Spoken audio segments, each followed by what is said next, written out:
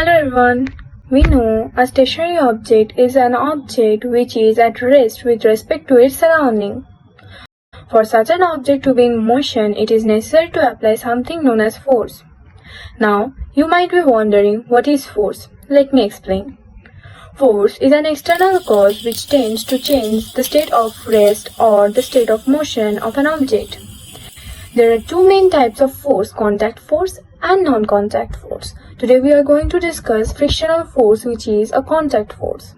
So first, let us know what is frictional force is. Frictional force is the force acting on a moving body in the direction opposite to the motion of the body along the particles in contact. Now we are going to discuss how friction depends on the nature and the area of surfaces in contact. Take a look at this diagram. We can see that friction is caused by irregularities between the two surfaces in contact. When two bodies are placed upon one another, the irregularities of the two bodies get interlocked. If we want to move one object, its interlocked irregularities oppose the applied force, which appears to us in the form of friction. More the irregularities on the two surfaces in contact, more is the force of friction.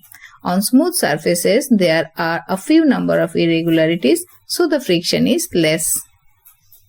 To understand frictional force better, let us have a quick look at a very interesting phenomenon, which we can easily perform whenever we want to.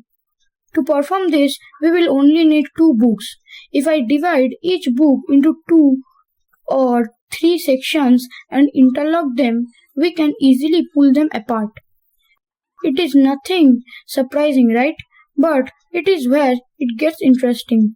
When I interlock the same book way more minutely, page by page, no matter how hard I try, I cannot pull them apart. Let us now learn the reason why this happens. This happens purely due to frictional force. Frictional force is present in between the sections of the books in both the cases.